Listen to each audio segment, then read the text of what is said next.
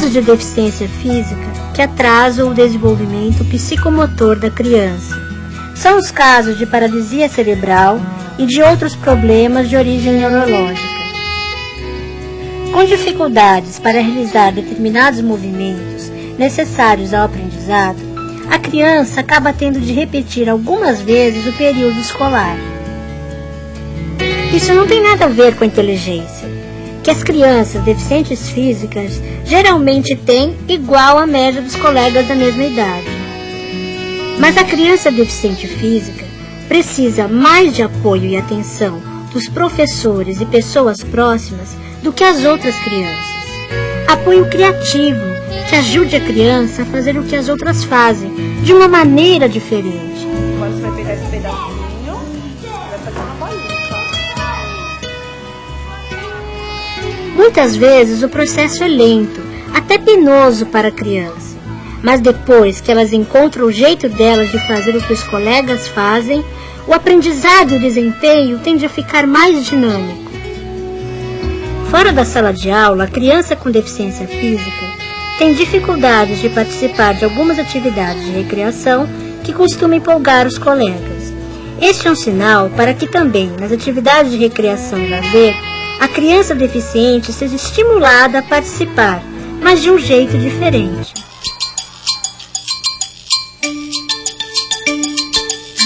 Osteogênese imperfecta é um daqueles casos raros que acontecem no momento da concepção do bebê. Dois genes que não deveriam se combinar, se combinam, e o resultado é que a pessoa nasce com os ossos frágeis, tão frágeis que na hora do parto se quebram. Foi o que aconteceu comigo. Após o meu nascimento, os médicos constataram que eu era um caso de osteogênese imperfecta. É uma deficiência tão rara que a medicina não teve muito tempo a se dedicar a ela. A Leandra, quando nasceu, foi uma surpresa para todos nós. Ninguém tinha conhecimento de que ela tinha qualquer problema. E ela nasceu toda fraturada e com pontos, depois as radiografias revelaram que ela tinha pontos de ossificação de fraturas antigas, de vida intrauterina. Ela nasceu de um parto cesariano e eu acredito que se ela tivesse nascido de parto normal, ela não teria resistido. De modo que foi uma criança que não podia ser carregada ao colo, não podia ser muito manuseada, botar muita roupa, nada disso. Ela tinha que se mexer o mínimo com ela, com todo cuidado. Às vezes precisavam 2 pessoas para conseguir trocar uma fralda na Leandra. E mesmo assim, no berço, sem ninguém tocar, ela começava a chorar e a gente já sabia, tinha tido fratura. Quem nasce com a deficiência óssea que eu nasci tem de ser protegido o tempo todo. Por isso, até os 5 anos, eu vivia muito no colo da minha mãe. Parecia uma bonequinha de louça. Podia quebrar a qualquer momento. Tomei remédios, custei a sentar e aprendi a andar. A partir dos 6 anos de idade, eu comecei a tomar consciência do quanto eu era diferente. Eu já ia para a escola e tinha medo da aproximação das pessoas, de como elas me viam, o que elas achavam, tinha medo de me machucar. Os meus primeiros anos na escola foram um aprendizado muito difícil em vários aspectos. Claro que para mim, e para crianças deficientes físicas como eu, o ideal é encontrar uma escola com rampas, portas largas, banheiros adaptados. Claro que nas escolas que estudei não tinha nada disso. Algumas não tinham adaptações, e até então nenhum aluno deficiente tinha estudado lá. Em outras, mesmo eu sendo aluna, ninguém pensou em adaptar nada para facilitar minha vida. E muitos outros lugares não estão preparados para pessoas deficientes físicas. Então, eu comecei a entender que teria de enfrentar muitas barreiras para chegar aos meus objetivos.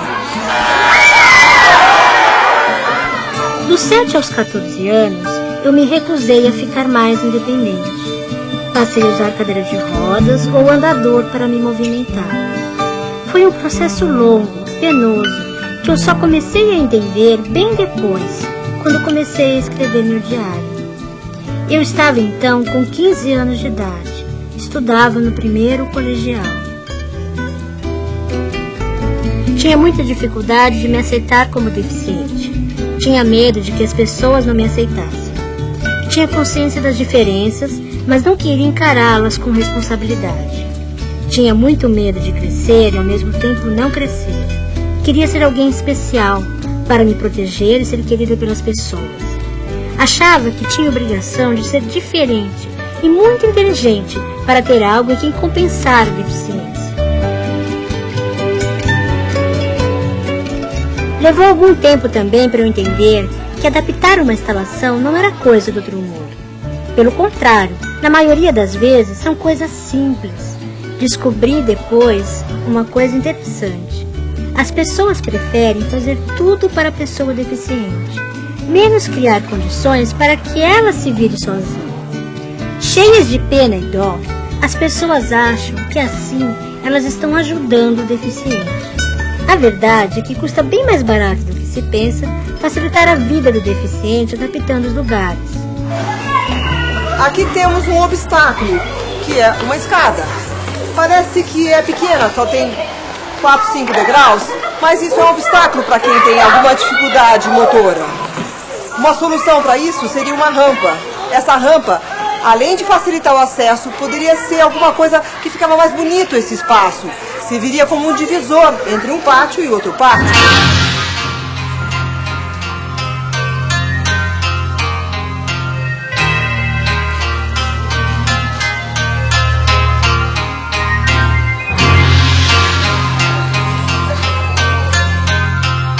Com todas as críticas e limitações, a escola era e continua sendo muito importante para mim.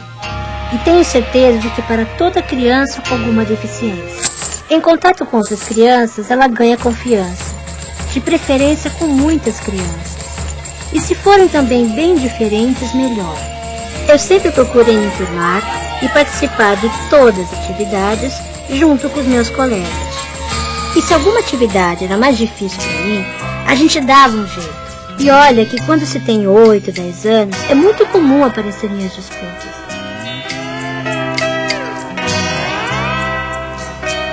E onde, se não na escola, eu poderia vivenciar tudo isso?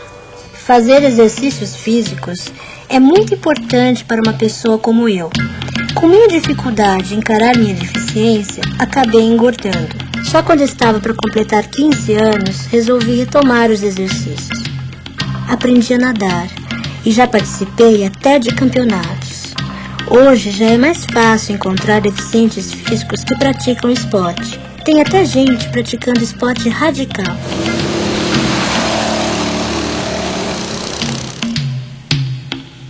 Essa é uma atividade que é denominada terapia esportiva na paralisia cerebral, onde você estimula o reflexo da criança, as suas habilidades motoras, a sua coordenação motora. No início, as crianças têm dificuldade em andar, depois elas aprendem a correr, aprendem a saltar, aprendem a cair, amortecer a queda. Essas crianças ficam em casa porque elas têm medo, têm vergonha de expor as suas deficiências, suas deformidades, os seus problemas de locomoção. Essas crianças, na realidade, eram crianças que estão acostumadas a perder. Aqui não, aqui elas ganham sempre. A ecoterapia veio ajudar muito na reabilitação de pessoas portadoras de deficiências, principalmente porque o cavalo ele é dotado de movimentos, ritmados, movimento tridimensional que se assemelha muito à pelvis humana durante a marcha. Então são movimentos que são sentidos pelo quadril, pela pelvis e estimula novas conquistas motoras. Quando ele monta o cavalo, ele se sente muito autoconfiante, ele tem uma independência maior, ele tem uma autoestima elevada, conquistada com o trabalho, e isso ajuda muito com que ele vença todas as dificuldades que ele tenha no momento e tenha na própria vida.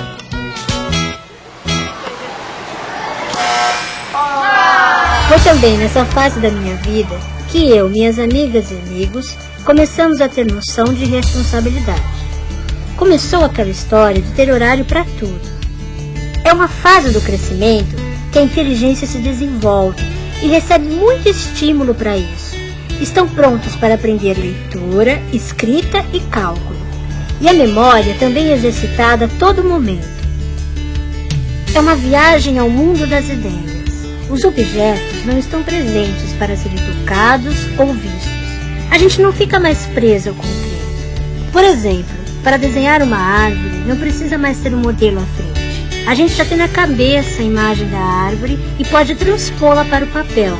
Para somar 2 mais 6, não precisa mais contar 8 bolinhas para se chegar ao resultado.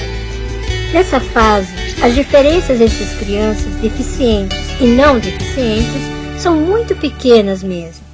É muito perigoso estabelecermos uma relação desempenho escolar e indivíduo portador de deficiência física. Você pode ter casos de crianças que são portadoras de deficiência física e que não apresentam comprometimento no desempenho escolar. Assim como eu tenho na mesma sala adolescentes que estão com desempenho escolar muito ruim e não portam deficiência nenhuma.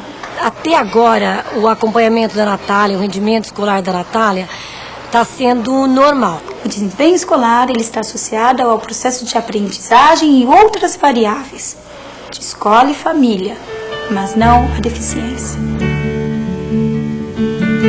Estamos numa época em que o computador é tudo para muitas pessoas. Para mim, foi uma aventura poder mexer nele, escrever minhas poesias, meus textos. E hoje, crianças em idade escolar, portadoras de qualquer deficiência, já estão aprendendo a usar o computador. Se naquele tempo eu tivesse um computador, acho que muita coisa seria diferente. O trabalho que nós desenvolvemos com o uso do computador com criança deficiente física diz respeito a colocar esse computador a serviço dessa criança de modo que ela possa realizar tarefas que ela não pode realizar por falta de coordenação motora. Tem um movimento de pescoço que é reprodutivo, então a gente usa umas teclas que a gente coloca num determinado dispositivo que ela pode com o nariz, por exemplo, acionar, ou se ela tem, por exemplo, um movimento na perna, a gente coloca um dispositivo no chão que ela consegue chutar e com isso ela consegue então se comunicar com o computador. Existe um sistema, uma linguagem, no caso chama linguagem logo, com a qual ela pode então realizar tarefas como desenhar, escrever, calcular. Isso permite então que a criança seja incluída nessa classe, nesse ensino tradicional, e não seja excluída das atividades que são realizadas porque ela não tem coordenação motora. Mas mesmo sem computador, eu sempre gostei de estudar e escrever. Sempre tirei notas boas. Quando algum amigo não entendia a lição de casa, eu ajudava. Lições sempre em dia, cadernos em ordem. Eu sempre fui de ficar muito deslumbrada com coisas novas que aprendo e amizades que faço. Claro que encontrei crianças que não aceitavam e não compreendiam as minhas dificuldades e limitações. Isso é muito chato mesmo. Em compensação, tinha amigas que gostavam de ficar comigo, que gostavam de mim. Eu aprendi a ter mais confiança. É por isso que para qualquer criança portadora de deficiência, ter amigos é muito importante. A equipe e os professores da escola são decisivos para que crianças, deficientes ou não, aprendam a não se autolimitar. Em 1994, eu tinha 17 anos. Ainda vivia uma fase meio complicada. Não me encontrava interiormente também. Tinha medo de deixar de ser criança em certos aspectos. Já gostava muito de expor meus sentimentos através das palavras. Comecei a fazer um curso de redação com uma professora amiga de minha tia. Eram aulas em que comecei a ter mais autoestima e valorizar o que eu realmente gostava de fazer. Esse foi o primeiro passo que me trouxe no caminho até a faculdade, onde hoje eu curso editoração de livros. Também escrevo artigos para jornais e revistas e continuo fazendo poesias. Estrela. Numa estrela, um brilho, a princípio inatingível, ofuscado pelo vidro, oprimido, impedido, ilhado por sentido, fundo, profundo, dentro de si mesmo.